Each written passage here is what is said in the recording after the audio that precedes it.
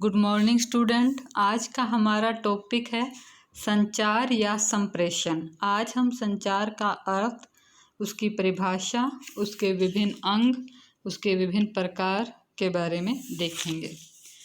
संचार क्या है? संचार का आशय सूचना और संदेश भेजने की व्यवस्था मात्र ही नहीं है।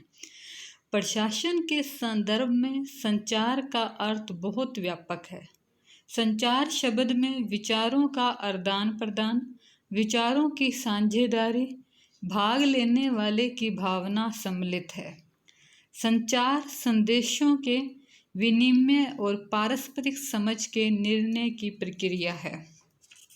संचार संदेश का आदान प्रदान होने के साथ ही विचार, भावों का आदान प्रदान भी है।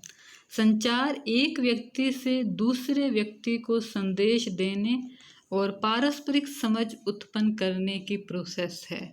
यह प्रक्रिया लिखित या मौखिक शब्दों द्वारा ही संदेश और समझ का विनिमय नहीं किया जाता, अपितु संकेतों, हाव भाव, मौन के द्वारा भी विचारों का आदान प्रदान होता है।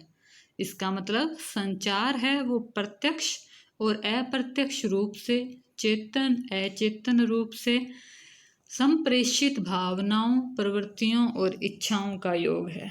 संचार को लेकर विभिन्न विद्वानों ने विभिन्न परिभाषाएं दी हैं। अब हम उसमें से कुछ परिभाषाएं देखेंगे। न्यूमैन और समर के अनुसार संचार दो या दो से अधिक व्यक्तियों के तथ्यों, विचारों, सहमति, भावनाओं का पारस्परिक आदान प्रदान है। F.G. मेयर ने कहा है, मानवीय विचारों, सम्मतियों को शब्दों, पत्रों एवं संदेशों के माध्यम से आदान प्रदान करना ही संचार है। लुई ए एलन के अनुसार संचार एक व्यक्ति के मस्तिष्क को दूसरे व्यक्ति के मस्तिष्क से जोड़ने का पुल है।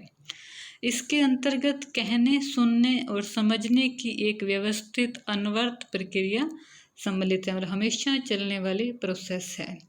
लोक प्रशासन में संचार का बहुत महत्व है। संचार के अभाव में प्रशासन की कार्यकुशलता की कल्पना नहीं की जा सकती।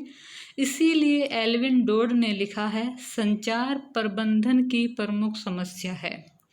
थियो हेनर ने कहा है, प्रबंधनीय कार्यों की सफलता कुशल संचार पर निर्भर करती है। जॉर्ज आर टेरी ने कहा है, संचार एक चिकने पदार्थ का कार्य करता है जिससे प्रबंधन प्रक्रिया सुगम हो जाती है। हेंडरसन सुओजोनी के अनुसार अच्छा संचार प्रबंधन के एकीकृत दृष्टिकोण हेतु बहुत उपयोगी है। ये लोक प्रशासन में संचार के महत्ता के बारे में। अब हम देखेंगे संचार की प्रणाली। संचार के प्रणाली में विभिन्न पक्ष हैं। सबसे इम्पोर्टेंट पक्ष है विषय सामग्री।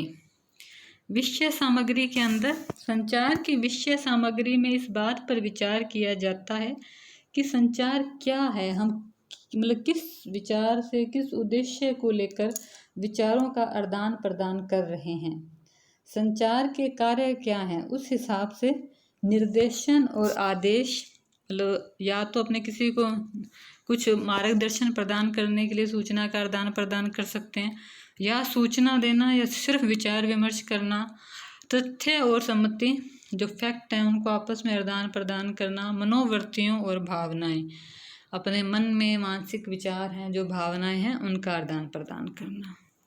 संचार की विधि के अंदर ये है कि हम संचार का आदान प्रदान आपस में कैसे करेंगे। अर्थात जैसे अब मुझे आपसे कोई बात कहनी है तो वो बात मैं आपको बोल के कहूँ, लिख के कहूँ, या चेहरे के एक्सप्रेशन से अपने भावनाएं व्यक्त करूँ। तो इसमें पहला हो गया बोलना या कहना, दूसरा हो गया लिखना, तीसरा आचरण, जैसे मैंने कहा फेस एक्सप्रेशन, या जैसे अपने मुंह फुला लेते हैं गुस्से से या मुस्कुरा के, और चौथा है सुनना। ये संचार की विभिन्न विधियां हैं। अब है संचार की प्रक्रिया। संचार की प्रक्रिया, इस बात पर विचार किया जाता है कि संचार प्रक्रिया कैसी हो, मतलब अपने विचारों को हम कैसे आदान प्रदान करें, क्या क्या उसमें एलिमेंट्स हों। तो पहला है प्रेषक, सूचना भेजने वाला। संवाददाता जो सूचना दे रहा है, ये स्टार्टिंग है, इसी से संचार का आरंभ होगा। फिर है सूचना, कोई विषय होना चाहिए आपके पास, कोई मुद्दा होना चाहिए जिस पे आप बात कर रहे हैं। तीसरा है प्राप्तकर्ता, सूचना को लेने वाला। और चौथा है माध्यम, आप अपनी सूचना भेज कैसे रहे हैं, लिख के, बोल के, लेटर, मैसेज वगैरह। ये संचार की प्रक्रिया में शामिल हो जाएंगे। ये संचार प्रणाली के कुछ तत्व हैं। अब है संचार के विभिन्न अंग या तत्व। पहला संवाददाता। संवाददाता सबसे पहले संचार प्रक्रिया का श्री गणेश करता है। फिर है संवाद प्राप्तकर्ता। संवाद प्राप्तकर्ता दूसरा महत्वपूर्ण अंग है जो सूचना लेता है, जैसे आदेश है, निर्देश है, कोई शिकायत है, हम जो मतलब उसको लेंगे, उसको दूसरा जो सुसंचार का पक्ष है वो, उसके बिना संचार अधूरा रहेगा।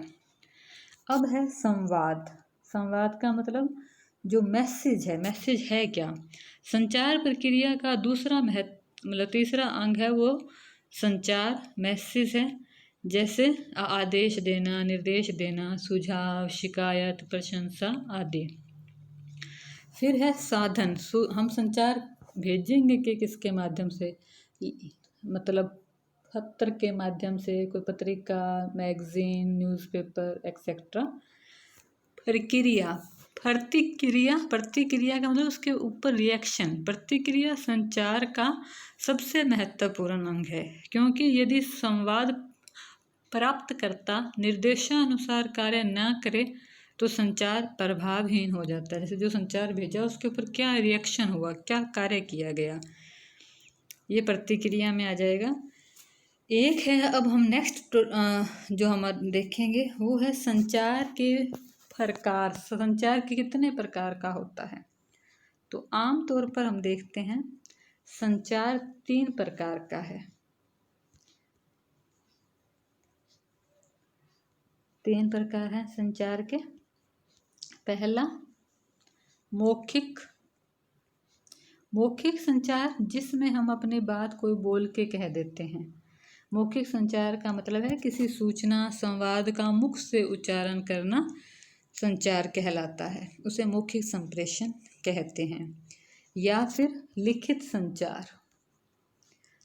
संचार, जिसमें ऐसी सूचना जो हम बोल के मौखिक रूप से ना कहकर लिख के कह रहे हैं, जैसे बुलेटिन में, डायरी में, मैगजीन में, सुझाव पत्रिका में या प्रार्थना पत्र वगैरह, तो ये लिखित में आ जाएगी। और दूसरा प्रकार है संचार का औपचारिक संचार। औपचारिक संचार, जैसे एक स्टूडेंट अपने स्कूल के या कॉलेज के प्रिंसिपल को मतलब कोई बात कहनी है, तो वो उसको ऐसे फेस टू फेस थोड़ी बात करते हैं, वो उसके लिए प्रार्थना पत्र लिखता है। और वो प्रार्थना पत्र का एक, जैसे शुरू से हमें लिखना सिखाया जाता है, जैसे सेवा में श्रीमान प्राचार्य महोदय स्कूल विषय, तो मतलब इस तरह से जो उच्च अधिकारी के साथ हम अपनी बात को मौखिक या फिर लिखित रूप में करते हैं, पूरी औपचारिकताओं का पालन करते हुए, वो औपचारिक संवाद होता है। इसी में दूसरा रूप है वो है अनौपचारिक संवाद। अनौपचारिक संवाद क्या है? अनौपचारिक संवाद के अंदर जैसे कि इसमें इशारा करना हो जाएगा, जैसे अपने आँख से इशारा कर दिया या सिर हिला के इशारा कर दिया, मुस्कुराना या गुस्से होना, ये अनौपचारिक के अंदर आ जाएंगे। मतलब इसका कोई रिकॉर्ड नहीं है अपने को कैसे व्यवहार करना था। ये संचार का दूसरा प्रकार है। अब है संचार का तीसरा प्रकार, इसमें आएगा नीचे से ऊपर। नीचे से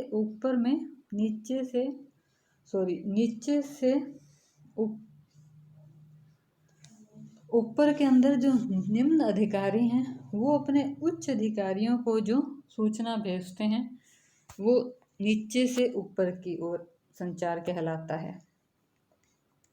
इसी का दूसरा प्रकार है ऊपर से नीचे की ओर। इसमें जो उच्च अधिकारी हैं वो अपने नीचे के अधिकारियों को काम के लिए जो आदेश निर्देश प्रदान करते हैं वो आ जाएंगे। इसी में एक और प्रकार है, वो है समस्तरीय संचार।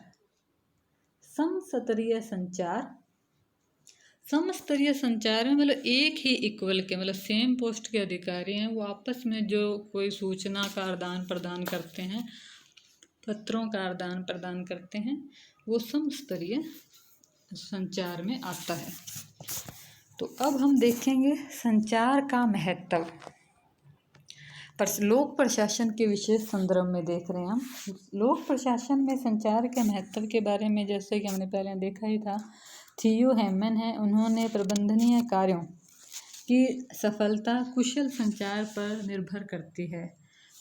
हिफनर ने संचार को प्रबंधन का हृदय कहा है। अब इसके महत्व के कारण है कर्मचारियों का मार्गदर्शन। संचार से उच्च अधिकारी हैं, वो कर्मचारियों को मार्गदर्शन प्रदान कर सकते हैं। सौहार्दपूर्ण संबंधों की स्थापना, जब संचार का अच्छे से आदान प्रदान होता है जिस संगठन में, वहाँ उच्च अधिकारियों और जो सहकर्मी होते हैं उनमें सौहार्दपूर्ण संबंध रहते हैं। कार्यकुशलता में वृद्धि, इसमें प्रभावशाली और कुशल संचार की व्यवस्था से प्रशासन की कार्यकुशलता बढ़ती है। कर्मचारी अधिक मन लगाकर रुचि से काम करते हैं। शीघ्र निर्णय, संचार से सूचना का आदान प्रदान होता है जिससे निर्णय लेने में शीघ्रता आती है। नियोजन और संचार, संचार से कोई योजना बनानी है, प्लानिंग बनानी है, तो उसके संबंध में जो आवश्यक सूचना, तथ्य, आंकड़े वगैरह चाहिए, आदेश निर्देश है, वो इजी वे से मिल जाते हैं। संगठन और संचार, संगठन प्रशासन का दूसरा महत्वपूर्ण कार्य है। अधिकार दायित्वों का निर्धारण करना, कर्मचारी को अधिकार अवगत करना, ये सब संचार के बिना संभव नहीं है। निर्णय और संचार, कोई डिसीज़न लेना है तो डिसीज़न के लिए जो सूचना, तथ्य, आंकड़े चाहिए वो संचार से उपलब्ध होंगे। समन्वय एवं संचार, समन्वय का मतलब प्रशासन में एडजस्टमेंट, जो विभिन्न कर्मचारी एम्प्लॉयज़ है आपस में जब वो विचारों का आदान प्रदान करेंगे तो अच्छा एडजस्टमेंट और समन्वय हो जाएगा। अभिप्रेरणा और संचार, मोटिवेशन, इससे कर्मचारियों को मोटिवेट किया जाता है। जैसे लिखित में मौखिक रूप से प्रशंसा कर दी, प्रशस्ति पत्र दे दिया। नेक्स्ट है नियंत्रण एवं संचार, पर संचार के माध्यम से जो प्रबंधन है उसमें अच्छा नियंत्रण स्थापित किया जा सकता है। इसके अलावा त्रुटियों, विचलन को ज्ञात कर उसे जल्दी ठीक किया जा सकता है और जो गलतियां हैं उनकी पुनरावृत्ति को रोका जा सकता है। फिर है प्रजातांत्रिक प्रशासनिक व्यवस्था स्थापित करने में महत्वपूर्ण भूमिका। लोकतंत्र का अर्थ ही है सभी की सहभागिता। संचार में सब में आपस में सूचनाओं का आदान प्रदान होता है। ये लोग प्रशासन में प्रजातांत्रिक स्वरूप का विकास करते हैं। शक्ति संरचना का अंत व्यक्तिक संबंधों को समझने में सहायक। संचार की सहायता से हम शक्ति संरचना और अंत व्यक्तिक संबंधों को समझने का प्रयास करते हैं। आपसी भ्रम को दूर करना, संचार को लेकर जो मिथ्या की भ्रांतियां हैं वो दूर होती हैं और प्रशासन के अंदर जो संबंध और लगाव है उसका विकास होता है। कर्मचारी के मनोबल में वृद्धि, संचार के माध्यम से कर्मचारी की भावनाओं को समझा जाता है, उसके अपने भावनाएं अभिव्यक्त करने का मौका मिलता है जिससे कर्मचारी मोटिवेट होता है और प्रशासन की कार्यकुशलता में वृद्धि होती है। अधिकारी प्रत्यायोजन में सुविधा, अधिकार प्रत्यायोजन में सुविधा, अधिकार का हस्तांतरण करना। एक अधिकार मतलब उच्च अधिकारी है वो अपने से निम्न अधिकारियों को उनका कार्य क्षेत्र सौंपता है, ये संचार के माध्यम से ही संभव हो पाता है अधिकार प्रत्यायोजन। बाहरी पक्षों से संपर्क, वर्तमान में प्रशासनिक संगठन को बहुत से बाहरी पक्षों से संपर्क रखना पड़ता है, इसमें संचार महत्वपूर्ण है। प्रभावपूर्ण नेतृत्व का विकास, संचार से उच्च अधिकारी कर्मचारियों को नेतृत्व प्रदान करता है। यह लोक प्रशासन के लिए बहुत आवश्यक है कि किसी भी मतलब प्रशासन के लिए आवश्यक है कि उसका नेतृत्व है वो प्रभावशाली हो, और ये संचार के माध्यम से ही हो सकता है। उद्देश्यों की प्राप्ति। चेस्टर बर्नार्ड के अनुसार संचार वह साधन है जिसके द्वारा किसी संगठन में व्यक्ति को एक समान उद्देश्यों की प्राप्ति के लिए संयोजित मतलब बांध के रखा जाता है, आपस में जोड़ा जाता है एक ही लक्ष्य की प्राप्ति के लिए। बहुउपयोगी। संगठनात्मक कुशलता, कार्मिक संतुष्टि, उपभोक्ता संतुष्टि, शिकायत निवारण, प्रशासनिक प्रभावशालिता, संगठनात्मक विकास, सुधार एवं नवाचार, सुलह वार्ता तथा अनुशासन की स्थापना हेतु संचार महत्वपूर्ण है। इस प्रकार संचार बहुउपयोगी है। विवेकपूर्ण कार्य करना संभव नहीं।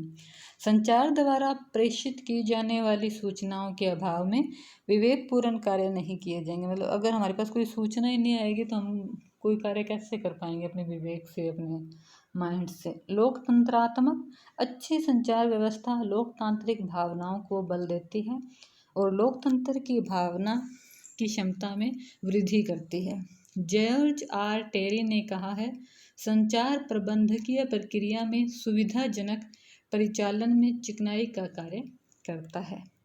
कल हम देखेंगे संचार के अंदर क्या समस्याएं हैं, क्या क्या माध्यम हैं संचार के।